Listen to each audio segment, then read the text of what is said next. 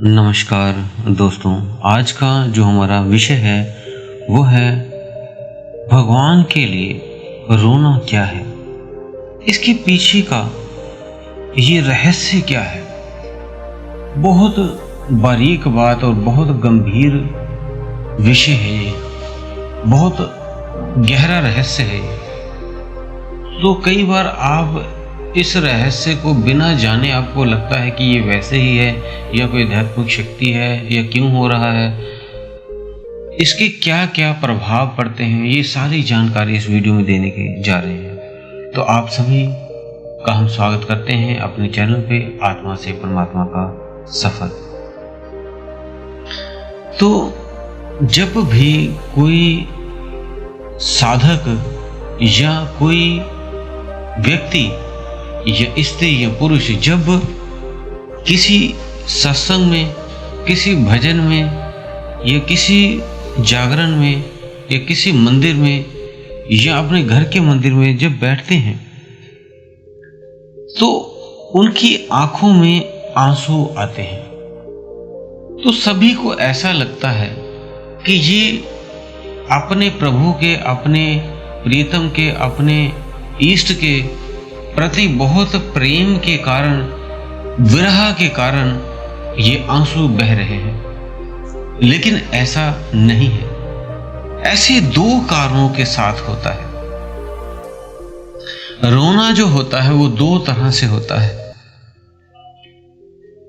एक रोना जो साधक भी नहीं है, एक साधारण मनुष्य है जो ध्यान साधना इतनी गहरी नहीं करते, आम व्यक्ति जब कोई अंदर से दुखी होता है किसी घर के क्लेश से या किसी घर के दुख से, या कोई वस्तु प्राप्त नहीं हो रही है उसकी दुख में, या किसी चिंता में, या कोई उससे अपना बिछड़ गया है, ऐसी स्थितियों में जब वो परमात्मा के पास जाता है। कई व्यक्तियों ने कुछ गलत कार्य कर दिए होते हैं अपनी लाइफ में, बाद में पछताते हैं। कुछ गलत कार्य, कुछ गलत लोगों के साथ कुछ गलत कर देना, मतलब जाने अनजाने में कुछ आपसे गलत हो जाता है तो आपके भीतर बहुत दुख होता है। जाने अनजाने में कोई व्यक्ति आपसे, कोई जानवर आपसे, कोई पशु पक्षी आपसे मर जाता है, या जाने अनजाने में किसी को आपने दुख पहुंचाया हो, जाने अनजाने में आपने किसी से कुछ गलत कर दिया हो, ऐसे में आपके अंदर एक दर्द पैदा हो जाता है। और जब आप उस परमात्मा के पास, उस भगवान के पास, उनके कीर्तन में, उनके सिमरन में जब बैठते हैं तो सुनते सुनते आप देखते हो कई व्यक्ति उसमें से रो रहे होते हैं। वो उस दुख की वजह से, वो उस क्लेश की वजह से, उस मानसिक पीड़ा की वजह से वो रो रहे होते हैं। लेकिन वो व्यक्ति दोबारा खुश भी हो जाते हैं जब उनको वो वस्तु मिल जाए जिसे वो चाहते थे, उन्हें नहीं मिल रही थी, या उन्हें पैसे मिल जाए तो वो खुश हो जाते हैं। तो ये रोना एक अलग रोना है। और दूसरा रोना है जो प्रभु के प्रेम में रोया जाता है, उसके विरह में रोया जाता है, उसके बिछोड़े में रोया जाता है। ऐसी स्थिति में जब वो साधक रोता है तो उसको इस संसार की कोई वस्तु से प्रेम नहीं होता, उसे कोई भी इसकी वस्तु को कोई प्रेम नहीं, उसे नहीं चाहिए होती। वो सिर्फ उस परमात्मा के, उस भगवान के लिए रोता है कि वो उसे कब प्राप्त होंगे, कब उसे दर्शन देंगे, कब दिखाई देंगे। लेकिन ऐसे में कई व्यक्ति जब देखते हैं कि कुछ व्यक्ति भजन, सिमरन, कीर्तन में, कोई भक्ति भजन गाने में, तो जब वो चलता है तो उनमें रोने लगते हैं। तो व्यक्ति सोचते हैं भी, लगता है ये बहुत गहरा साधक है, बहुत गहरा प्रेम करता है प्रभु से, इसलिए ये रो रहा है। लेकिन ऐसा नहीं है। जैसे हमने बताया, दो तरह से साधक रोते हैं।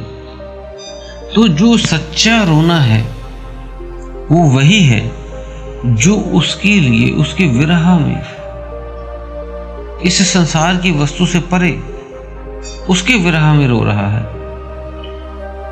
तो इसमें भी लेकिन दो तरह का रोना है। प्रेम संसार, उस प्रभु से प्रेम करने वाले भी दो तरह से रोते हैं। एक उदाहरण देते हैं कि एक गुरु है, वो आध्यात्मिक बातें व्यक्तियों को, अपने साधकों को, अपने मठ में अपने शिष्यों को बताते हैं, और उनका यही टारगेट होता है कि और बहुत से साधक और बहुत से व्यक्ति उनके साथ उनके मठ में जुड़े और उनका मठ, उनका समुदाय बड़ा हो।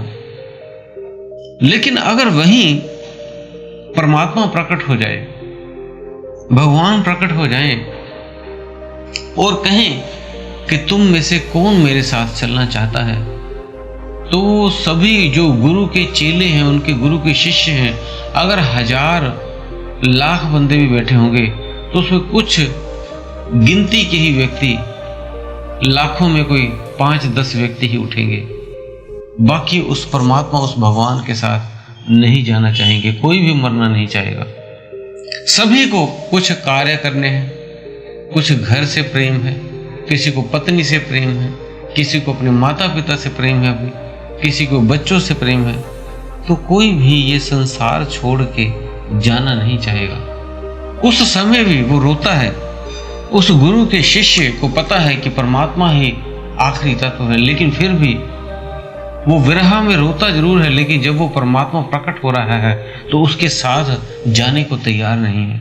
उन्हें अलग अलग काम पड़ गए हैं, अलग अलग चीजें उन्होंने करनी है अभी। और जो फिर बच जाते हैं उनमें से भी, उनकी भी दोबारा परीक्षा होती है।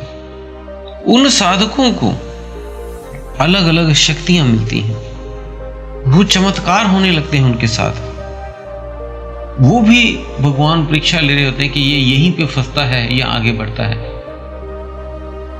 कई साधक वहां भी फंस जाते हैं, चमत्कार दिखाने लगते हैं लोगों को, क्योंकि उनके भीतर चमत्कार होने लगता है, उनकी वाणी सिद्ध हो जाती है, उनके कहे हुए वचन और कई चीजें, कही हुई चीज, सुनी हुई चीज, देखी हुई चीज वो जब बताते हैं तो वो देखकर अचकित होते हैं दूसरे व्यक्ति। तो इस तरह से वो, उनके पास एक शक्ति आ जाती है। तो जब वो ऐसे चमत्कार करते हैं तो उन्हीं चमत्कारों में फंस जाते हैं। ये वही हो गया जैसे एक बच्चा आपको परेशान कर रहा है तो आपने उसे कुछ खिलौने दे दिए खेलने के लिए, और बच्चा उसमें खेलने में व्यस्त हो जाता है और भूल जाता है, माता को अपने परेशान नहीं करता। ऐसे ही आप भी जब उस परमात्मा से मिलने, उस भगवान से मिलने की कोशिश करते हो, तब आपको ये जो शक्तियां मिलती हैं, ये खिलौने हैं। कई उसी में फंस जाते हैं और कुछ ही चंद बचते हैं फिर। और वह जो आनंद है वो कहीं बाहर नहीं है, बाहर नहीं मिलता। वह आनंद ध्यान, जप से आपके भीतर आपको मिलेगा, और तभी आप सभी से प्रेम करने लग जाएंगे। जब वो आनंद मिलेगा, कई व्यक्ति देखते हैं सेवा करने के लिए मंदिरों में, गुरुद्वारों में, तो वो मंदिरों गुरुद्वारों में जाते हैं सेवा करने के लिए, लेकिन अपने घर में सेवा नहीं करते। तो पहले घर से प्रेम शुरू करो। जब आप घर के व्यक्तियों से प्रेम करेंगे, वही उन्हें भी, उनके भीतर भी वो परमात्मा तत्व है। जब उनकी सेवा करेंगे, अपने आप आपको परमात्मा की शुरुआत होगी, और वही प्रेम आप बाहर करेंगे फिर, क्योंकि प्रेम में आपके फर्क नहीं होना चाहिए। वहां पे कोई अपना कोई पराया नहीं होता, सब बराबर। इसी तरह जब आप नाम करते हो तो नाम में भी कोई फर्क नहीं, जो सभी भगवान है वो सभी एक ही सत्ता तक जाती हैं, निराकार तक। तो आप किसी भी भगवान का, जिसमें भी आपकी पूर्ण श्रद्धा हो, उनका आप वो मंत्र जप पूरे भाव से करें। तो जब वो आप करेंगे, तो भक्ति करेंगे, तो अपने आप बाकी चीजें भी आपको मिल जाएगी, और आप भी उस विरलों में से एक बन जाएंगे। तो दोस्तों, उम्मीद है दी हुई जानकारी से आप संतुष्ट होंगे। अगर आपका फिर भी कोई प्रश्न है तो आप हमें कमेंट बॉक्स में लिख सकते हैं, और अगर आप हमारे चैनल पर नए हैं तो चैनल को सब्सक्राइब करके बेल बटन दबा दें। इसी के साथ हम विदा लेते हैं। धन्यवाद।